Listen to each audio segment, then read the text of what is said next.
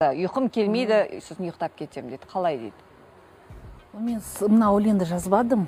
Жоқ, авторларды жаздыңыз, сіз сатып алдыңыз, сондықтан сіз талап қоя аласыз ғой. Сіз жауаптысыз ғой бұлар шығармаға енді. Иә, жауап берем, бірақ маған өзі өлең ұнады, сөздерінде ұнады, музыкасы да ұнады. Мен өзім ойлаймын, что бір-біріне келеді музыкамен, текстпен. Ең басты сізге ұнап тұр, иә? Иә, маған басында ұнап тұрман. Алина, бұлай ойламайсыз, мына сөзін жазған, ән жазған адамдарды айттық қой. Мына соны жазған кезде сіздің мына қазақша дұрыс білмейтініңізді біліп, пайдаланып кеткен жоқ па, ақшаңызды алып алып, нашар нәрсе беріп? Жоқ, мен солай ойлап атқан жоқпын. Ана қош бол деп айттың, тағы бірдеңе дедің деген.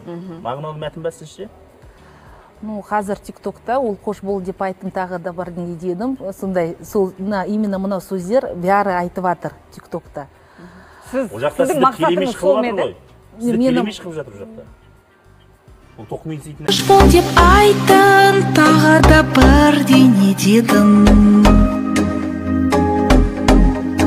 Сен менен не тыңдап отырсыңдар?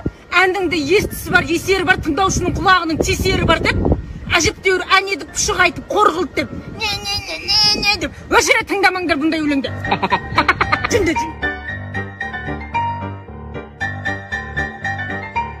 Маған қош бол дедің, және бірдеңеден. Осыны ақ мен ұйқым қамбат деп өлең шығармаймын.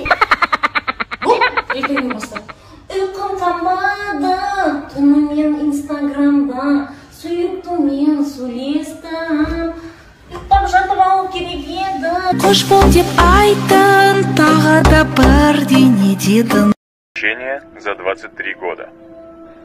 Қош бол деп айттың, тағы да бірдеңе дедің. Сен менен кеттің, кетсен де күнде көремін. Ұйқым келмейді, содан соң ұйықтап кетемін. Түсімде сені соңғы рет құшақ